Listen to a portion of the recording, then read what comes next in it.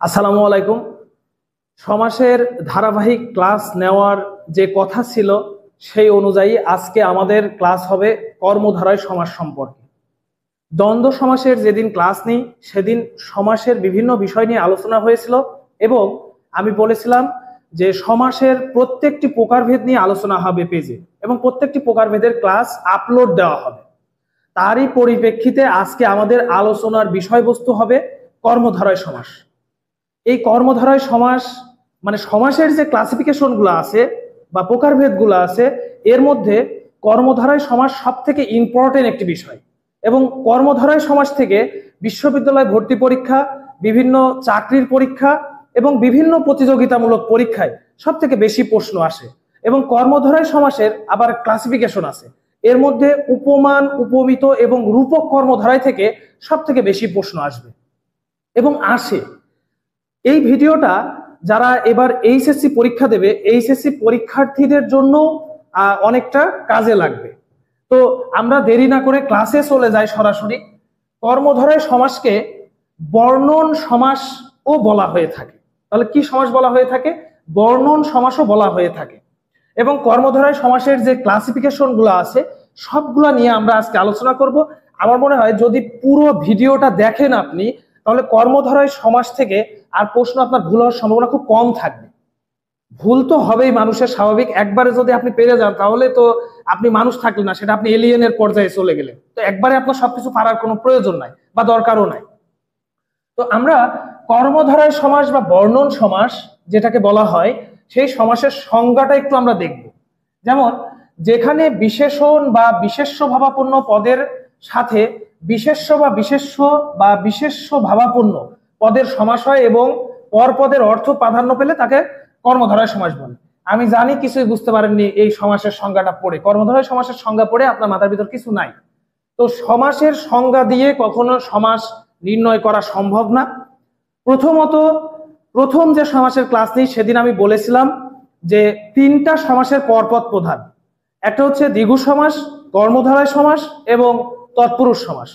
তো কোন পদ প্রধান এটা আমাদের জানা কিন্তু জরুরি। তো তাহলে আজকে আমরা আলোচনা করছি কি? কর্মধারয় সমাস। তাহলে কর্মধারয় সমাসের পরপদ প্রধান। প্রথমত একটা বিষয় অবশ্যই মনে রাখতে হবে, কর্মধারয় সমাসের পরপদ প্রধান এবং পূর্বপদে কিন্তু বিশেষণ ভাবাপন্ন একটা পদ থাকবে। তাহলে পরপদ প্রধান হবে এবং পূর্বপদে বিশেষণ ভাবাপন্ন একটা পদ কিন্তু থাকবে, এটা আমাদের মাথায় রাখতে হবে। তাহলে প্রথমত কিন্তু এটা অবশ্যই মাথায় রাখতে হবে, এটা কিন্তু পরপদ প্রধান, এটা মাথায় না রাখলে হবে না। এখন যেমন এখানে আমি একটা উদাহরণ লিখেছি কনক চাপা। তাহলে কনক চাপা এটাকে যদি আমি ব্যাস বাক্য করি, কনক যে চাপা, ঠিক আছে? কনক চাপা নামে আমাদের বাংলাদেশের একটা বিখ্যাত শিল্পীও আছে, অনেক সুন্দর গান করে। তো কনক চাপা এরকম আরো উদাহরণ হতে পারে। যেমন আমি বলি সিংহাসন, এটা আমাদের জাতীয় উদাহরণ। সিংহ চিহ্নিত আসন, এটা আমাদের জাতীয় উদাহরণ। আমরা সমাজ শিখতে গেলেই এটা কিন্তু লিখি, ঠিক আছে? দেখেন সিংহাসন যে কথাটা আমি লিখছি, আমি বললাম পরপদ প্রধান। কিভাবে প্রধান হলো? সিংহাসন যে শব্দটা আছে, আমি বললাম যে আমি আসনে বসবো, আসনে না বলে আমি বললাম সিংহাসনে বসবো।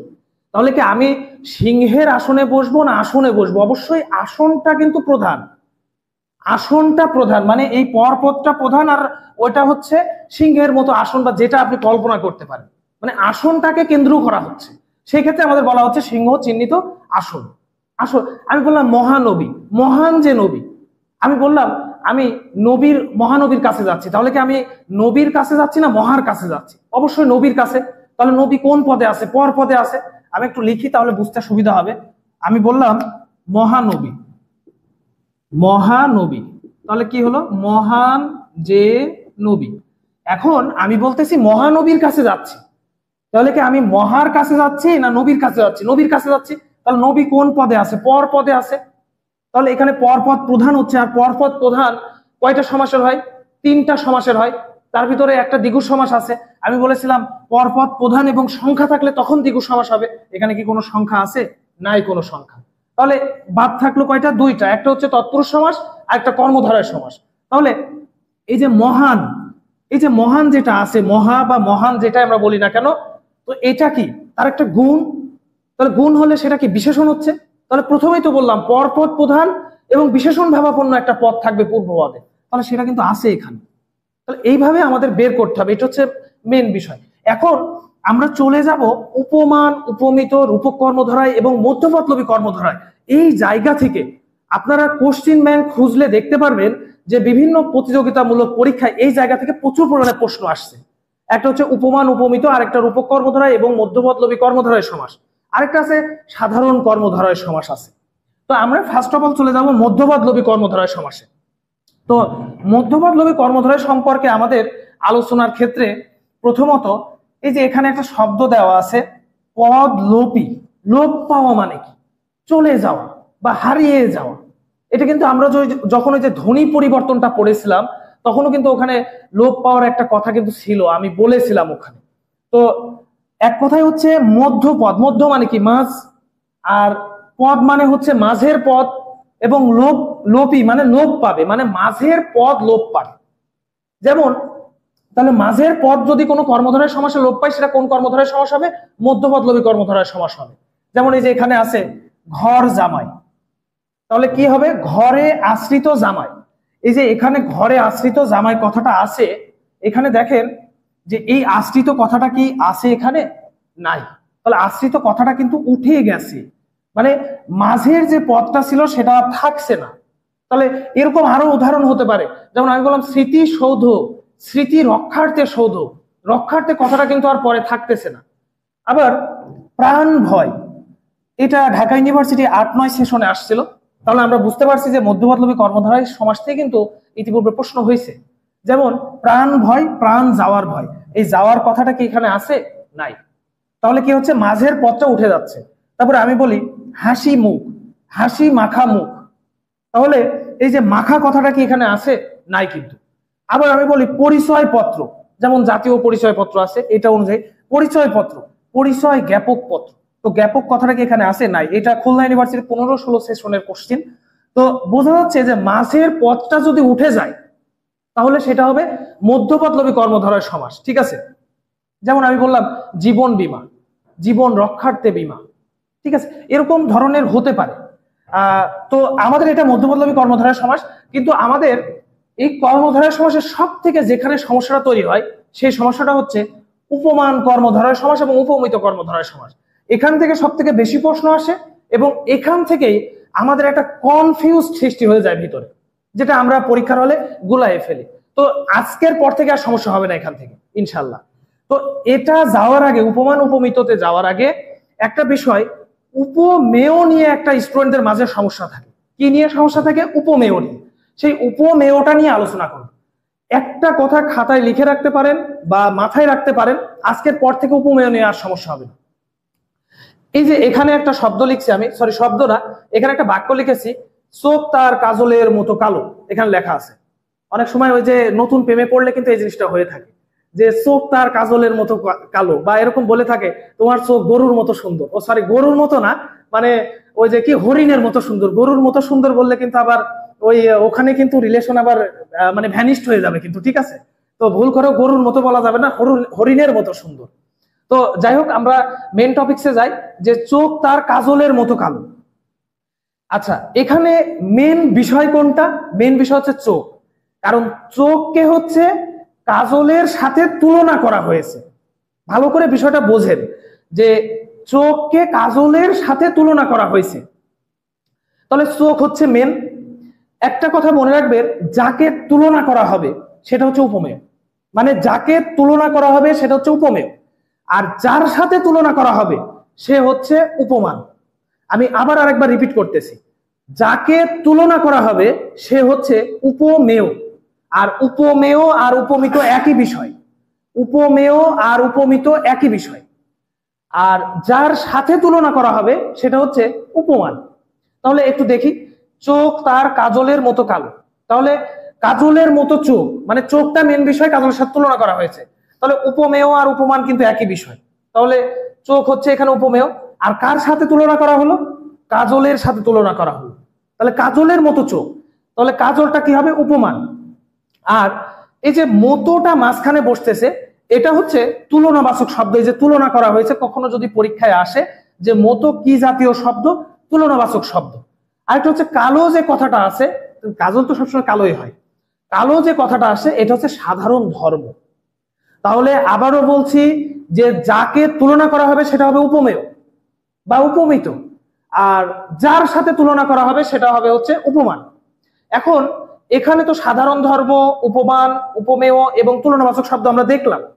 এখন আরেকটা শব্দ নিচে আমি লিখেছি কাজল কালো। তাহলে এটার ব্যাস বাক্য হয় কাজলের ন্যায় কালো। ব্যাস বাক্য করার নিয়মটা আমি একটু পরে বোঝাই দিচ্ছি। তাহলে কাজল কালো, কাজলের ন্যায় কালো। এখানে দেখেন চোখকে কাজলের সাথে তুলনা করা হয়েছিল, এখানে কিন্তু কারে তুলনা করা হইতেছে এটা কিন্তু এখানে বলা হয়নি, মানে এটা উজ্জ্ব আছে। তাহলে এখানে কিন্তু উপমেয়টা কি আছে? উপমেয় কিন্তু নাই এখানে। এখানে যেমন এখানে চোখ ছিল, এখানে কিন্তু নাই। তাহলে এখানে উপমেয় উজ্জ্ব আছে, সরাসরি উপমান আছে, এবং কালো হচ্ছে সাধারণ ধর্ম, আর ন্যায়টা হচ্ছে তুলনাবাচক শব্দ। তাহলে আমরা বুঝতে পারছি যে যার সাথে তুলনা করা হবে সেটা হচ্ছে উপমেয়, যাকে তুলনা করা হবে সেটা হচ্ছে উপমেয়, আর যার সাথে তুলনা করা হবে সেটা হচ্ছে উপমান। এই যে এখানে সেম বিষয়টা ঘটেছে, এখানে হচ্ছে উপমান মানে কাজলের সাথে তুলনা করা হয়েছে, কিন্তু উপমেয়টা এখানে উজ্জ্ব আছে, নাই।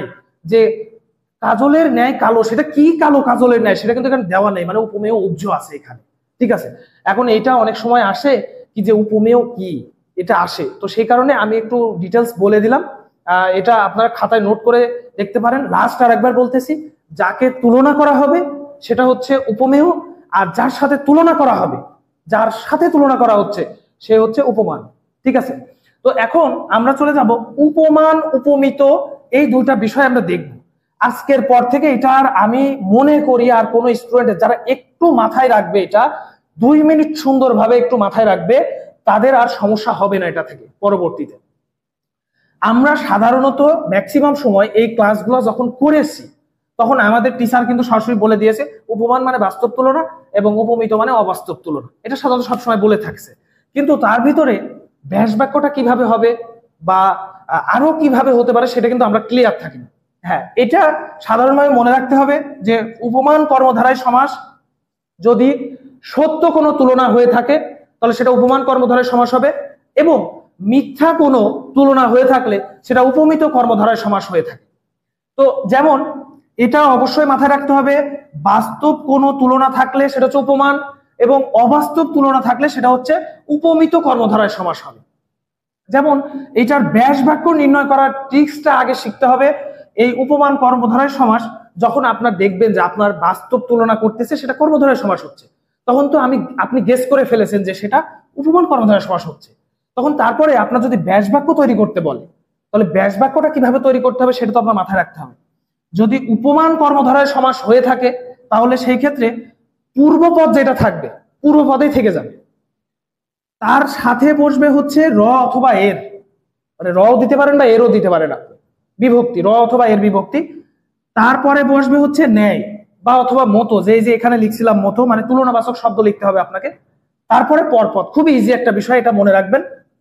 তো এখানে একটা উদাহরণ দেওয়া আছে, আলতা রাঙা, আলতার ন্যায় রাঙা। আচ্ছা, প্রথমত যদি এটা মনে করেন আপনার পরীক্ষার হলে দেওয়া আছে আলতা রাঙা, তো আলতা তো সবসময় রাঙাই হয়, আলতা কি কখনো কালো হয়? মনে করেন আপনার প্রেমিকা আপনার সামনে কালো রং দিয়ে পায়ে দিয়ে আসছে, বলছে যে আমি কি কাজল কালোর মতো আলতা দিয়েছি, তাহলে কি হবে?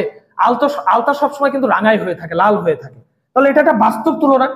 তাহলে আলতা রাঙা যদি বাস্তব তুলনা হয়ে থাকে তাহলে সেটা উপমান হচ্ছে, এবং উপমান হলে তার যে ব্যাস বাক্য হবে পূর্বপদটা পূর্বপদে থেকে যাবে। তাহলে আলতা যে পূর্বপদ, দেখেন এখানে পূর্বপদে কিন্তু আছে, আলতা যে পূর্বপদ সেটা পূর্বপদে আছে, সাথে কি বললাম র অথবা এর।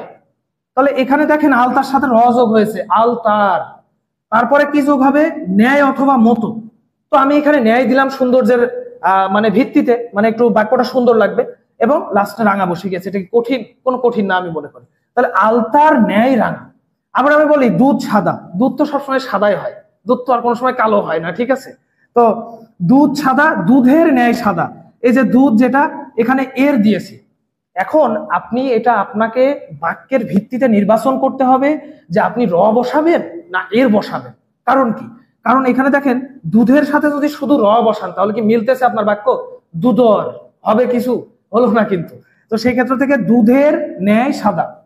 এবং তৃতীয় আছে রক্ত লাল। তাহলে রক্ত লাল, রক্ত তো সবসময় লালই হয়ে থাকে, কালো তো হয় না। তাহলে এটা সত্য এবং বাস্তব। তাহলে বাস্তব হলে উপমান কর্মধারায় পূর্বপদ এখানে আছে রক্ত, এখানে এর যোগ হয়েছে রক্তের ন্যায় লাল। এরকম আরো উদাহরণ হতে পারে, ঠিক আছে। তুষার ধবল আমি বললাম, তো তুষার ধবল অর্থ কি? সাদা। তাহলে তুষার তো সবসময় সাদাই হয়ে থাকে, তুষার তো লাল হয় না, ঠিক আছে। এখন আসি উপমান কর্মধারয় সম্পর্কে। তো উপমান কর্মধারায় যে আছে এটা হচ্ছে অবাস্তব তুলনা এবং মিথ্যা বোঝাবে কিন্তু, ঠিক আছে।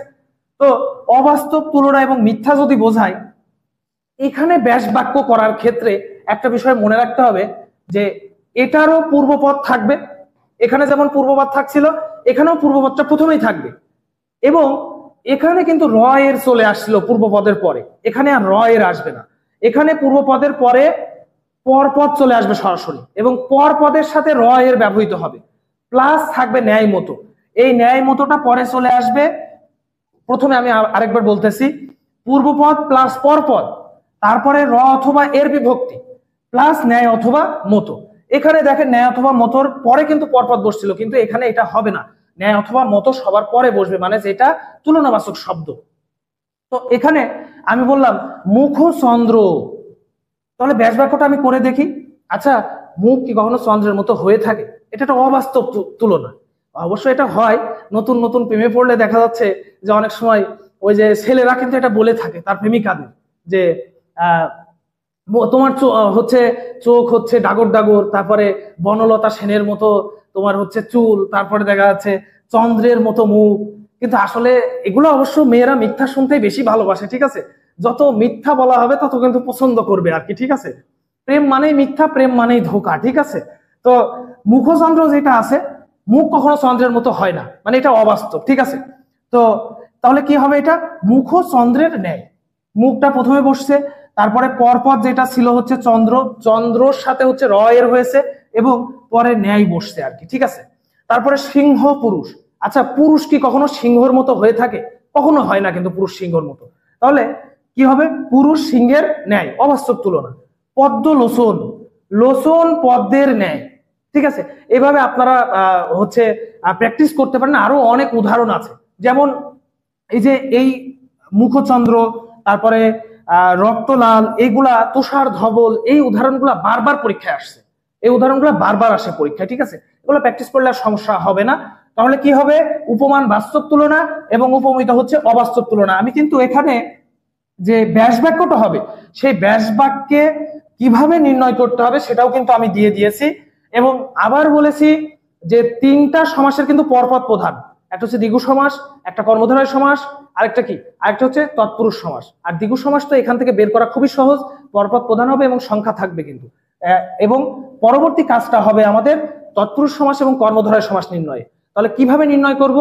পরপদ প্রধান হবে কর্মধারয় সমাসের, এবং পূর্ব পদে বিশেষণ ভাবাপন্ন একটা পদ থাকবে, ঠিক আছে। এখন আসি রূপক কর্মধারয়টা আগে আমরা করে নিই। তো রূপক কর্মধারয় যে সমাসটা আছে, এই রূপক কর্মধারয় সমাস আমি মনে করি সব থেকে ইজি। কারণটা কি? একটা কথা মনে রাখবেন, রূপক কর্মধারয় সমাসের পূর্বপদ থাকবে অদৃশ্যমান, পরপদ থাকবে দৃশ্যমান। এর থেকে আমার মনে হয় যে সহজ আর রুলস হতে পারে না। তাহলে কি হবে? পূর্বপদ হচ্ছে অদৃশ্যমান, পরপদ হচ্ছে কি দৃশ্যমান হবে। আমরা দেখি যে, এবং ব্যাস বাক্য করার সময় খুবই ইন্টারেস্টিং একটা বিষয়, যে ব্যাস বাক্য করার সময় যে মাঝের পদে আপনি রূপ লাগাই দিবেন। ওই যে একটা গান ছিল না, রূপ ভানে নাচে কোমর দুলাইয়া, ঠিক আছে। তো বিষাদ সিন্ধু, আচ্ছা এই যে এই কথাটা যদি আমরা বিশ্লেষণ করি, বিষাদ সিন্ধু, আচ্ছা আবার হচ্ছে কর্মধারয় সমাসটা আরেকবার দেখি। বিষাদ সিন্ধু, সিন্ধু মানে হচ্ছে নদী, সরি সিন্ধু মানে হচ্ছে সাগর, ঠিক আছে। তো সিন্ধু মানে যদি সাগর হয়, তাহলে এটা হচ্ছে পরপদ, মানে সাগরকে কেন্দ্র করে তো বিষাদ আসছে, বিষাদ মানে কি দুঃখ। তাহলে পরপদ প্রধান হচ্ছে এবং বিষাদ হচ্ছে দুঃখ, মানে এটা হচ্ছে বিশেষণ, বিশেষণ ভাবাপন্ন কিন্তু আছে। এখন আমি দেখি যে এখানে বলা হয়েছে পূর্বপদ অদৃশ্যমান, পরপদ হচ্ছে কি দৃশ্যমান। তাহলে সিন্ধু, সাগর তো দেখা যায় নাকি? অদৃশ্যমান তো না, তাহলে দৃশ্যমান। আর বিষাদ যে দুঃখ, এটা কি দেখা যায়? দেখা যায় না কিন্তু। তাহলে প্রথম পদ দেখা যাচ্ছে না, পরের পদ কিন্তু দেখা যাচ্ছে আর কি। প্রথম পদ হচ্ছে অদৃশ্যমান, পরের পদ হচ্ছে দৃশ্যমান। অনেক সময় দেখবেন যে বন্ধু সার্কেলে বসে থাকলে অনেকেই বলে যে বিষাদ সিন্ধুর মতো দুঃখ আমার, মানে বিশাল দুঃখ, কিন্তু আসলে কোনো দুঃখ না। আমরা আসলে আমাদের এই জেনারেশনে মানে দুঃখটাকে এমন ভাবে নির্ণয় করি, মানে হচ্ছে আপনার দেখা যাচ্ছে যেটা দুঃখ পাওয়ার না সেটা দিকেও আমরা দুঃখ পাই। দেখা যাচ্ছে যে রাত 12টার সময় এখনকার যুগ তো হয়ে গেছে রিলসের যুগ, মানে পোলাপান হচ্ছে রাত 12টার পরে, আর ফেসবুক কিন্তু আমাদের এই মেন্টালি বিষয়টা বোঝে। রাত 12টার পরে এদের সামনে রিলস যখন মানে এই যে এরকম উপরে উপরে যাইতে মানে যাবে, তো তখন এদের সামনে চলে আসবে ওই বিভিন্ন ধরনের মোটিভেশনাল স্পিক। না ধরেন ওই কোনো রিক্সাওয়ালা ছিঁড়া জামা গায়ে দিয়ে বা কোনো ছিঁড়া লুঙ্গি পরে বৃষ্টির ভিতরে ভিজে ভিজে হচ্ছে রাস্তায় রিক্সা চালাচ্ছে, এবং ওর সাথে একটা বিশাল করুণ গান জুড়ে দিয়েছে। আর ওর মনের ভিতরে তখন শুরু হয়ে গেছে বিশাল উথাল পাতাল, ওর বাবার কথা মনে হয়েছে। আর ও রাত 12টার সময় ডিসিশন নিচ্ছে শুয়ে শুয়ে যে কাল সকাল থেকে উঠে পড়বো এবং বাবার কষ্ট দূর করবো। সকালে ঘুম থেকে উঠে সকাল মানে ভোরবেলা ও আবার এমন স্বপ্ন দেখেছে সকালে ওটা গায়েব হয়ে গিয়েছে ওর মাথা থেকে। আমাদের বিষয়গুলো এরকমই হয়ে থাকে। তো অকল্পনীয় স্বপ্ন আমাদের দেখা উচিত না, বা কারোরই দেখা উচিত না। কারণ একটা মনীষীর কথা আছে, মানুষ তার স্বপ্নের সমান বড়। ঠিক আছে, তো এই যে এখানে দেখা যাচ্ছে পূর্বপদ অদৃশ্যমান এবং পরপদ দৃশ্যমান, বিষাদ রূপ সিন্ধু দিল দরিয়া। ঠিক আছে, এরকম একটা গানও ছিল, দিল দরিয়ার ঠাই দিতে চাই তোমার। ঠিক আছে, দিল দরিয়া, দিল মানে কি? এই যে দিল, তো দিল কি দেখা যায়? যায় না। এখন যদি মনে করো যে এই যে অনন্ত জলিলের মতো একটা সিনেমা দেখেছিলাম আমি, সেই সিনেমায় সে ওই যে হার্ট বের করে নিয়ে আসে, ওই যে বর্ষার সামনে ধরে, দেখো আমার হার্ট কিভাবে আপস এন্ড ডাউন করছে তোমার জন্য, তোমাকে আমি কত ভালোবাসি। তো দিল তো আসলে দেখানো সম্ভব না। অনন্ত জলিল হলে সবকিছু সম্ভব, কিন্তু আমাদের দ্বারা তো সম্ভব না এটা। তো দিল হচ্ছে অদৃশ্যমান এবং দরিয়া কিন্তু দৃশ্যমান। তাহলে হচ্ছে দিল দরিয়া, দিল রূপ দরিয়া। ঠিক আছে, দেহ ঘড়ি, দেহ রূপ ঘড়ি। ঠিক আছে, তাহলে রূপক কর্মধারয় সমাসে পূর্বপদ অদৃশ্যমান এবং পরপদ থাকবে দৃশ্যমান। এখন আসি সাধারণ কর্মধারয় সমাস। সাধারণ কর্মধারয় সমাস বিভিন্ন ভাবে হতে পারে। ঠিক আছে, যেমন অ্যাডজেক্টিভ এবং নাউন, মানে আমি একটু ইংরেজিতে লিখছি। অ্যাডজেক্টিভ মানে হচ্ছে যেটা হচ্ছে বিশেষণ, এবং নাউন হচ্ছে বিশেষ্য। তাহলে বিশেষণ বিশেষ্যতে হতে পারে, এবং বিশেষ্য এবং বিশেষণে হতে পারে, এবং বিশেষণ বিশেষণেও হতে পারে সাধারণ কর্মধারয়, এবং বিশেষ্য বিশেষ্যতেও হতে পারে, আবার ক্রিয়াবাচক বিশেষ্যতেও কিন্তু হতে পারে। যেমন প্রথমটা আছে কাঁচকলা, কাঁচা যে কলা, এখানে প্রথমটা হচ্ছে কাঁচা যেটা সেটা হচ্ছে বিশেষণ, এবং কলা হচ্ছে কি বিশেষ্য। এভাবে হতে পারে। আলু সিদ্ধ, সিদ্ধ যে আলু, যেমন আলুর কথা মনে হয়ে কিছু কথা মনে হয়ে গেল, যারা মেসে থাকে বিশেষ করে তাদের প্রধান খাদ্য হচ্ছে আলু আর ব্রয়লার। এটা যদি না থাকে তাহলে পুরো ম্যাচই চলবে না, ম্যাচ জীবন বৃথা। কেউ যদি মেসে থেকে বলে যে আমি আলু আর ব্রয়লার খাই, তাহলে ওর জীবনটাই বৃথা মেসে থাকা। ঠিক আছে, কারণ আলু হচ্ছে আমাদের মেসে যারা থাকে জাতীয় খাবার, মানে এটা ছাড়া কোনো তরকারি হবে না। মাঝে মাঝে হচ্ছে দইয়ের ভিতরেও দেখা যাচ্ছে, দই বলি যে দেখা যাচ্ছে পায়েস রান্না করছে, পায়েসের ভিতরেও দেখা যাচ্ছে আলু থাকবে কিনা এটা একটা সন্দেহ থাকে। ঠিক আছে, তারপরে হচ্ছে টক ঝাল, যা টক তাই ঝাল, মানে দুইটাই হচ্ছে কি বিশেষণ। আরেকটা হচ্ছে জজ সাহেব, যিনি জজ তিনি সাহেব। একটা হচ্ছে বিশেষ্য, মানে জজটা হচ্ছে বিশেষ্য এবং সাহেব হচ্ছে বিশেষ্য। ঠিক আছে, বিশেষ্য বিশেষণে, বিশেষ্য বিশেষ্যতে হয়েছে সাধারণ কর্মধারায়। এরপরে আসে যাওয়া আসা, আগে যাওয়া পরে আসা। ঠিক আছে, ক্রিয়াবাচক বিশেষ্য। দেখেন যাওয়া এবং আসা দুটাই আছে কিন্তু ক্রিয়াবাচক বিশেষ্য। ঠিক আছে, তাহলে আমি প্রথম থেকে আরেকবার একটু রিপিট করি, সেটা হচ্ছে কর্মধারয় সমাসকে কিন্তু বর্ণন সমাসও বলা হয়ে থাকে, এবং এর যে ক্লাসিফিকেশন গুলো আছে এর মধ্যে সব থেকে ইম্পর্টেন্ট যে বিষয়টা উপমান, উপমিত এবং রূপক কর্মধারায়। এটা থেকে আমি বলি যে এইচএসসি যারা পরীক্ষার্থী আছে তাদের জন্য এটা খুবই ইম্পর্টেন্ট, এবং বিভিন্ন বিশ্ববিদ্যালয় ভর্তি পরীক্ষায়ও কিন্তু এখান থেকে প্রশ্ন আসে, এবং চাকরির পরীক্ষাতেও এখান থেকে প্রশ্ন এসে থাকে। তো আমরা মধ্যপদলোপীতে ফার্স্ট অফ অল আমি বলেছি যে মধ্যপদলোপীতে কিন্তু এই যে দেখেন এখানে দেওয়াই আছে, এটা হচ্ছে 13তম বিসিএস এর প্রশ্ন, যেটা হচ্ছে হাসি মুখ, হাসি মাখা মুখ। হাসি মুখ তো একটা গানও আছে। তারপরে আরেকটা হচ্ছে ঢাকা ইউনিভার্সিটি 8-9 সেশনে আসছিল এখানে মধ্যপদলোপী কর্মধারয় সমাস থেকে, এবং খুলনা ইউনিভার্সিটি 15-16তে আসছিল পরিচয় পত্র, পরিচয় জ্ঞাপক পত্র। মানে মধ্যপদলোপী কর্মধারয় সমাসে মধ্যের পদটা কি হবে? লোপ পাবে। আরেকটা হচ্ছে উপমান কর্মধারয় সমাসে বাস্তব তুলনা বা সত্য তুলনা বোঝাবে, এবং এখানে আমি লিখে দিয়েছি যে কিভাবে ব্যাস বাক্যটা নির্ণয় করতে হবে। ঠিক আছে, তারপরে উপমিত কর্মধারয় যে সমাস আছে সেটা হচ্ছে অবাস্তব তুলনা বোঝাবে, এবং রূপক কর্মধারয় যে সমাস আছে সেটা হচ্ছে রূপক কর্মধারয় যে সমাস আছে এটার হচ্ছে খুবই ইজি। পূর্বপদ থাকবে অদৃশ্যমান, পরপদ থাকবে কি দৃশ্যমান, এবং মাঝখানে যখন ব্যাস বাক্য করব মাঝখানে রূপ আসবে, ঠিক আছে? যেমন এই যে বিষাদ সিন্ধু বিষাদ রূপ সিন্ধু, দিল দরিয়া দিল রূপ দরিয়া, দেহ ঘড়ি দেহ রূপ ঘড়ি, এবং সাধারণ কর্মধারয় সমাস আছে। কিন্তু এর ভিতরে এই উপমান, উপমিত এবং রূপক এই তিনটা মোস্ট ইম্পর্টেন্ট। এবং উপমেয় নিয়ে সবার সমস্যা থাকে যে যাকে তুলনা করা হবে সেটা হচ্ছে উপমেয়, আর যার সাথে তুলনা করা হবে তাকে বলা হবে উপমান, ঠিক আছে? এটা মাথায় রাখতে হবে আমাদের। এবং লাস্টে যেটা থাকবে সেটা হচ্ছে মানে যে বিষয়টা নিয়ে করা হবে আর কি, মানে তুলনা করা হবে সেটা হচ্ছে সাধারণ ধর্ম, এটা আমরা মাথায় রাখবো। তো আপনারা এটা বিভিন্ন বই থেকে প্র্যাকটিস করবেন, এবং আমার এই ক্লাসটা যদি কেউ টোটাল ভালোভাবে মনোযোগ দিয়ে দেখে থাকে তাহলে আমার মনে হয় না কর্মধারায় সমাস নিয়ে আর কারো সমস্যা থাকবে। যদি কারো কোনো প্রশ্ন থেকে থাকে বা সমস্যা থেকে থাকে তাহলে আমাদের যে পেজ আছে পেজে কমেন্ট করবেন বা পেজে মেসেজের মাধ্যমে আপনারা প্রশ্ন করতে পারবেন, এবং কোন টপিকসের ক্লাস পরবর্তীতে চান সেটা নিয়ে আমাদের পেজে মেসেজ দিতে পারেন, আমরা সেই অনুযায়ী ক্লাস নেওয়ার চেষ্টা করব। এবং পরবর্তীতে আমাদের সমাসের তৎপুরুষ সমাস নিয়ে যে ক্লাসিফিকেশন আছে সমাসের, তৎপুরুষ সমাস নিয়ে আমাদের আলোচনা করা হবে, এবং তৎপুরুষ সমাসের পুরো ক্লাসিফিকেশন নিয়ে আমাদের ডিটেলস আলোচনা করা হবে এবং পেজে সেটা আপলোড দেওয়া হবে তৎপুরুষ সমাসের ক্লাস। সবাই ভালো থাকবেন, ধন্যবাদ সবাইকে।